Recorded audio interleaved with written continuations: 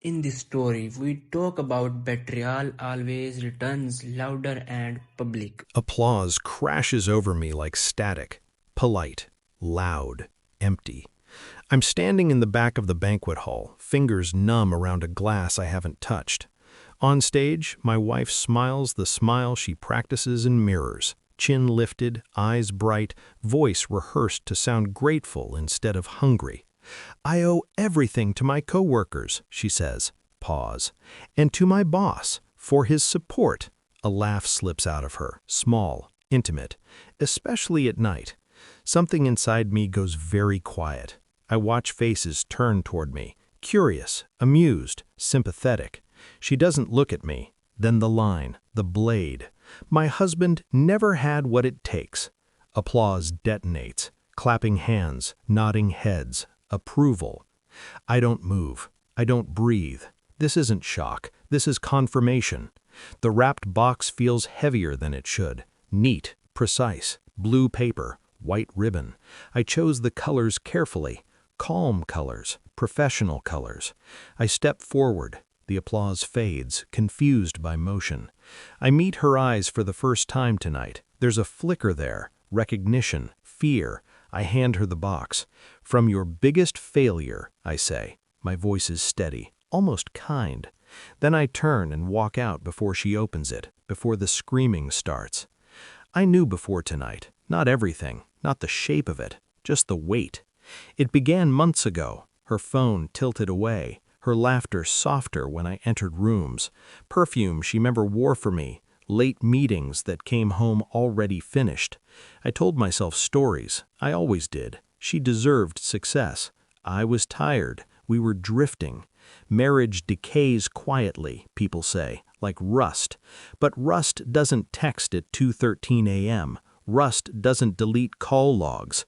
I saw his name once, just once, saved as initials, clean, safe. I didn't confront her. Confrontation is loud. Truth prefers silence. Instead, I listened. I watched how she dressed differently on work days, how she practiced speeches in the mirror and never once said my name, how she came home energized, glowing with borrowed confidence. Tonight was supposed to be a celebration, for her, for us. Instead, she carved me open in public and smiled while doing it. What she didn't know, what she never bothered to check, was that I stopped reacting a long time ago. I started planning instead. I became invisible on purpose. I paid the phone bill myself. Detailed records, late-night calls routed through work lines. His number appeared like a heartbeat, steady, persistent. I checked calendars, cross-referenced conferences with hotel receipts she forgot to hide. Same city, same floor, always the executive suite. I never followed her. I didn't need to. People betray themselves when they think they're safe. I requested copies of internal emails through a mutual contact in IT, framed as concern, professional interest. I watched flirtation disguised as mentorship harden into promises. I learned his patterns, his marriage, his fear of scandal, his habit of documenting everything, texts, photos, videos, trophies for a man who thought power meant possession. I waited. At home, I played my role, supportive, proud, silent. I practiced detachment like a skill, like breathing underwater. She mistook my calm for weakness. That was her last mistake. The evidence arrived in a plain envelope, no return address. I didn't need one.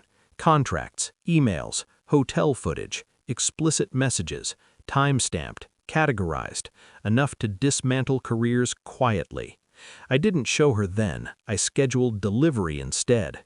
Tonight, inside that box, beneath the tissue paper, was a flash drive and a single printed document, a resignation letter, hers, already signed digitally using credentials only she and I knew I had access to.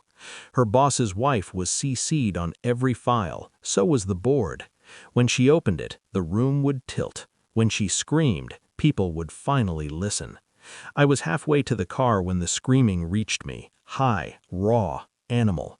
I didn't turn around. My phone vibrated, message after message, calls, missed, desperate. I sent one reply, "Check your email," nothing else. By morning, the headlines would be surgical. No accusations, just facts, resignations, investigations, a narrative no one could outrun. I didn't destroy her. I removed the scaffolding she was standing on and let gravity do the rest.